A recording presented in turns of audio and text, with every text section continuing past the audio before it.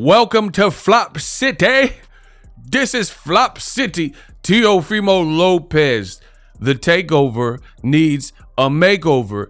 Teofimo Lopez, Jamaine Ortiz flops on ESPN Network. The numbers are in. I don't think they're good. And I'm going to talk about that in this video. What up, Fight World? It's your boy Ego. Teofimo Lopez. I made a part 1. Shout out to whoever just subscribed. Who's that? Be Hindu. Make sure you guys subscribe to the channel for the latest and greatest, best in the business in boxing history. Now, Teofimo Lopez. He flopped. Teofimo Lopez, he fought a very tough style matchup, and it showed. This is a guy he fought in the amateurs, beat in the amateurs, but as a pro, you've seen Jamaine Ortiz came with an excellent game plan. He kept Teo at bay, kept Teo resetting, came out like a southpaw, used his frame. He boxed well. Listen, you could believe Bob Arum, you could believe Boxing Ego. It doesn't matter. I get paid the same way. Jamaine Ortiz did his thing. I think he won the fight. There's a lot of people and they're casting doubts saying, oh, it was boring. Listen, that is the dumbest standpoint in boxing when people say, oh, he ran and it's boring. No matter your personal taste, what you prefer, you still got to score the rounds. Point blank, period. You still must score the fight. So anybody that's talking boxing and the first words of their mouth when it comes to a fight is, it was boring, the fight was terrible, you can't sell tickets like that, he's a runner, he's a track star. Discount their opinion immediately, because no matter what you personally like, using the boxing criteria, things like defense, ring generalship, effective aggression, not an A for effort and E for effort. No. You use this criteria to score the fight. So using the criteria, is the best fight I've ever seen? Absolutely not. But Jamaine Ortiz should have won.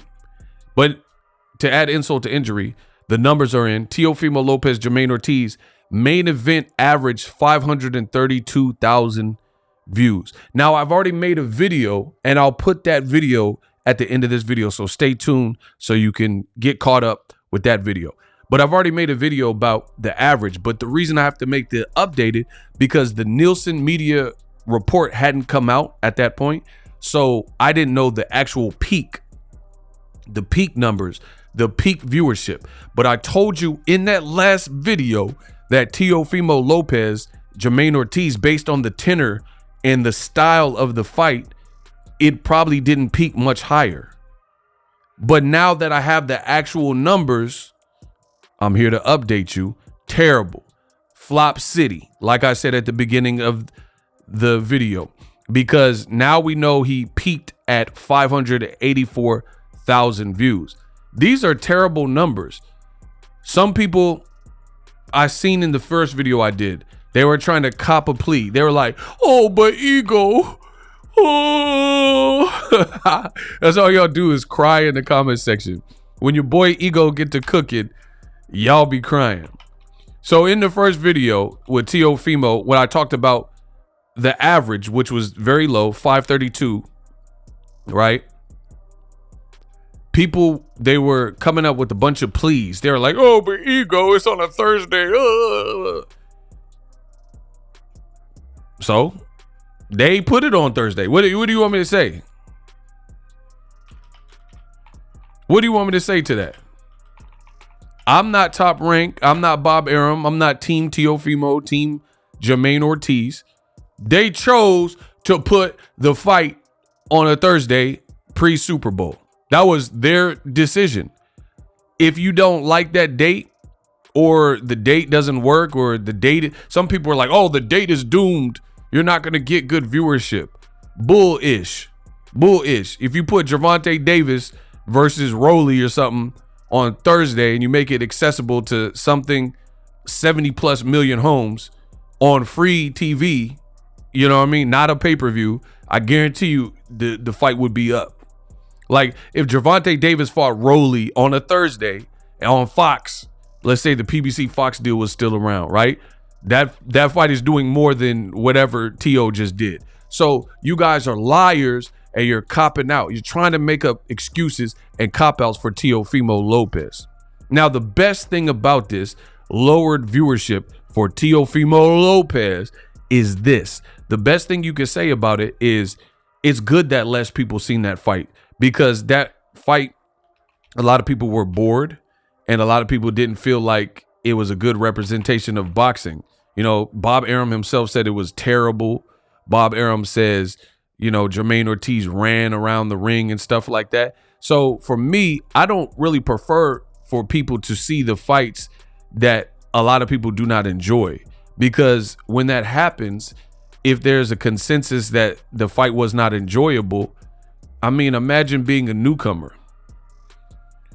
Imagine him being you're a new boxing fan, and then you had never seen a proper boxing fight, and then the first fight you watch is a fight that people are saying is boring, or you feel is boring. It's not going to make you want to grow with the sport and tap in. So that's about the only silver lining that I see. But the bad news for Teofimo is he did all this extra stuff, which we'll talk about. The showman. He dressed up like Deadpool. He thought he was Ryan Reynolds. Came out looking like David Lopan or Hugh Jackman, you know, with this P.T. Barnum and Bailey circus, Ringling Brothers circus outfit, and had this elaborate hula hoopers and whatever else on his ring walk. That stuff is fine and dandy. It costs money too. You did all of that, dressing like Deadpool, dressing up like a circus master or whatever that was, the Greatest Showman. You did all that and people think you lost. In addition, the numbers are in, and we now find out that your numbers are not great numbers. In addition to that, Teofimo, as reported by Dan Rafael, the official announced attendance for Lopez versus Ortiz was 6,206 at Mandalay Bay. So let's put this in perspective. Let me show y'all again. 6,000. Let's just round down to the nearest number. That's about 6,000 tickets. I don't even know how many, like, I'm not the smartest brother in the world, but guarantee you most fights, some tickets are comped for whatever reason. Fighters' teams, their family members, the cousins, the baby daddies and baby mamas, you know what I'm saying? They comp some of the tickets. So you had 6,000. I haven't seen the actual commission report, so I don't even know how many of those were comped. Let's say a couple 500 tickets were comped for whatever miscellaneous reasons. So you're basically selling 6,000 tickets in Vegas, which is a tourist capital, in a time where everybody's in Vegas because the Super Bowl, and I'm still repping the Niners, you see that.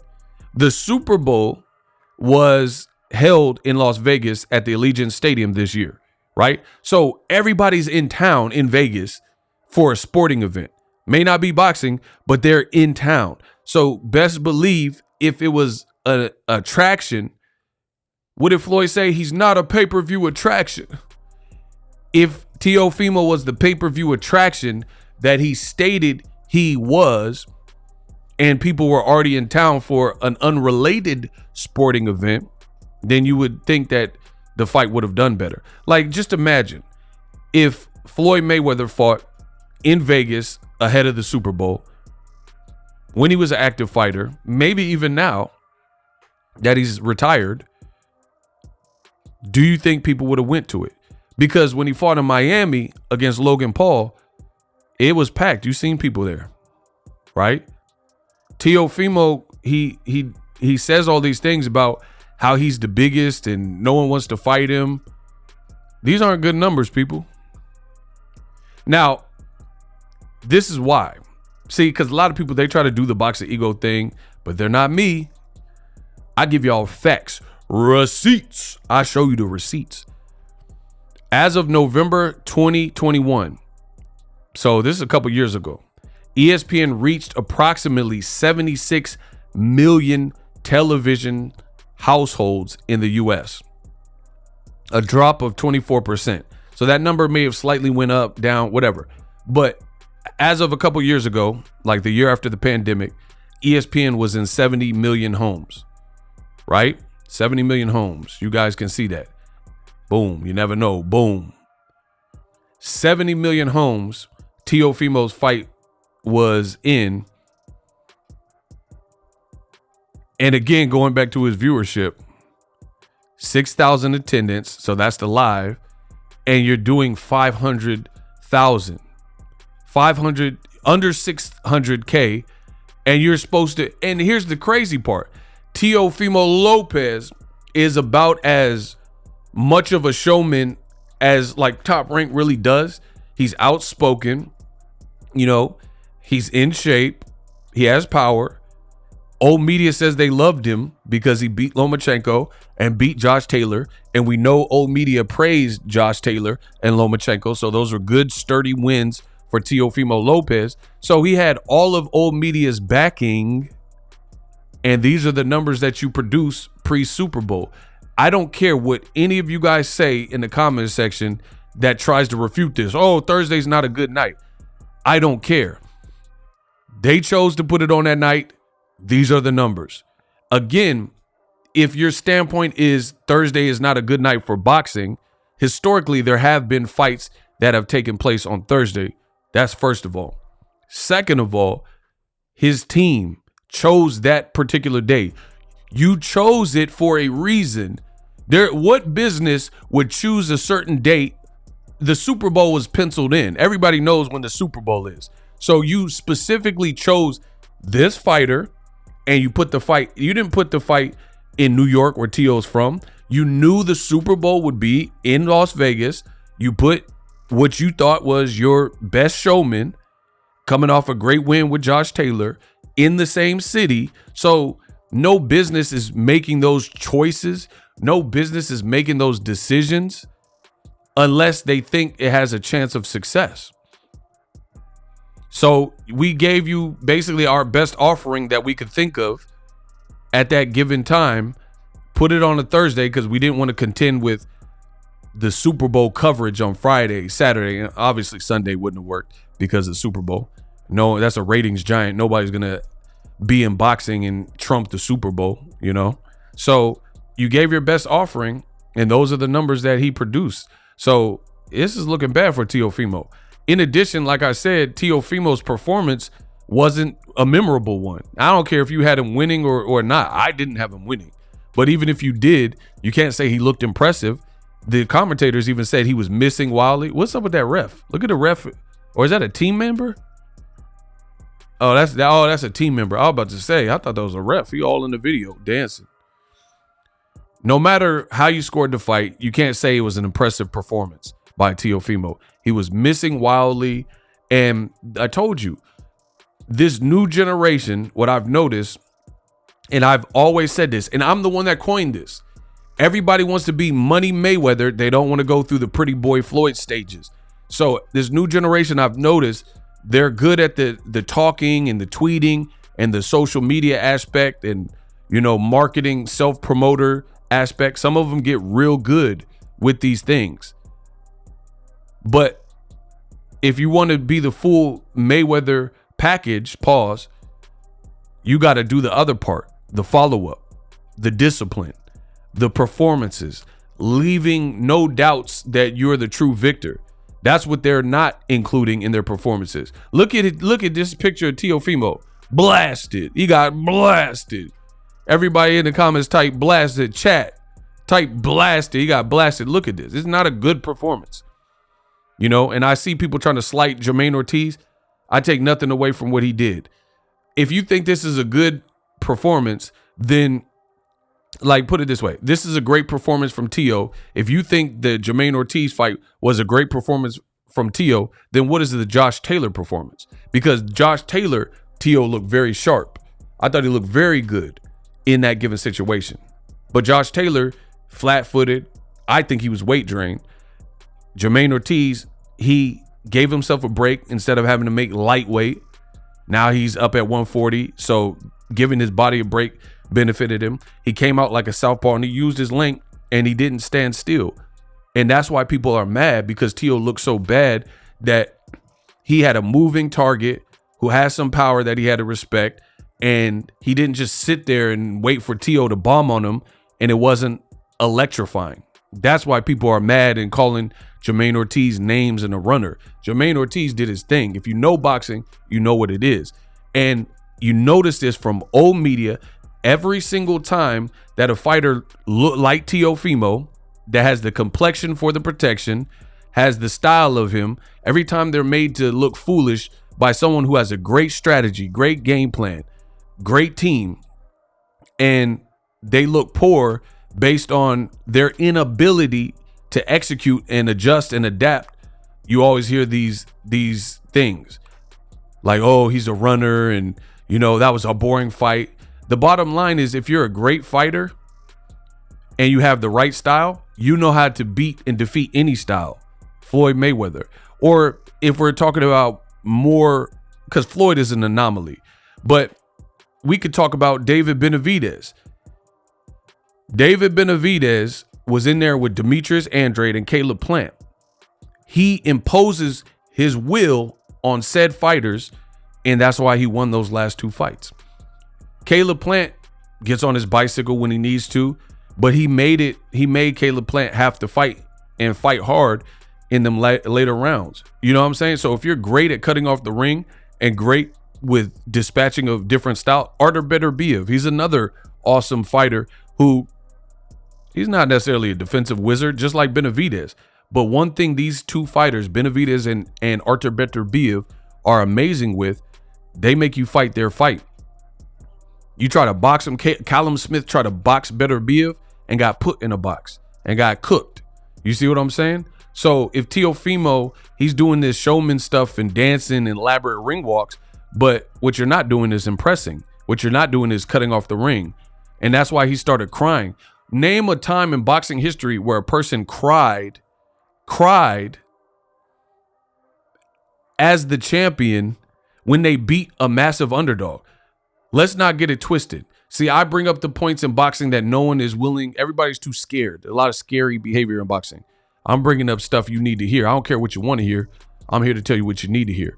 Name a time there was a champion with a title defense. He had just beaten a guy who was perceived as better than Jamaine Ortiz, Josh Taylor, at the same weight. Jamaine Ortiz hadn't even fought at the weight.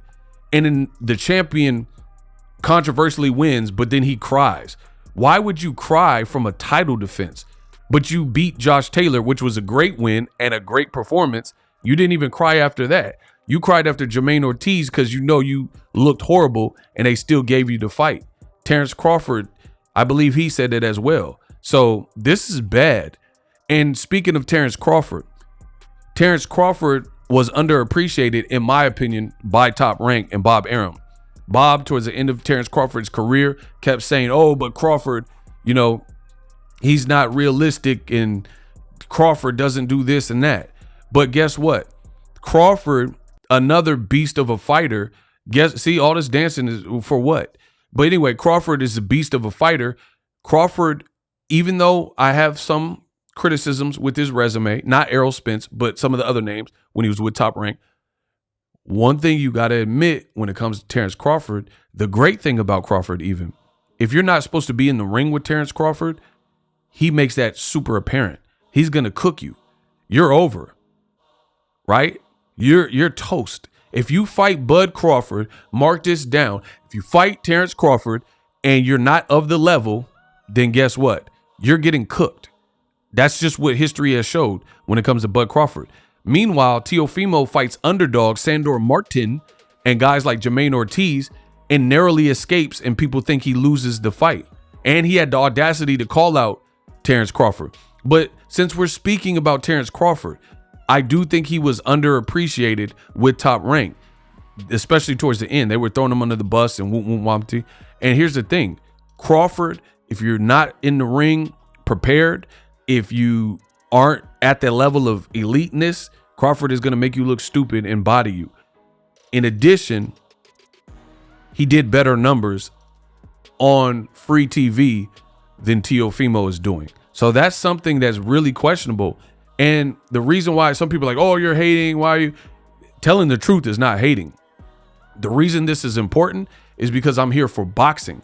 Boxing needs to win. Boxing needs to thrive. And it should be questionable if you have Teofimo doing all these gimmicks and photo shoots and dressing like magicians and David Copperfield and fighting in Vegas on the week of the Super Bowl, and he's turning in these weak numbers. And he brings the pressure on himself because Teofimo Lopez, he was the person that said he's bigger than Gervonta Davis, and he's the A side over Gervonta Davis. None of this stuff makes sense. So this is why Teofimo has to face the music, and he's facing the flames, the wrath of boxing ego. And it is what it is. But like I said, I give you all the receipts. Kell Brook versus Terrence Crawford, someone who was undervalued.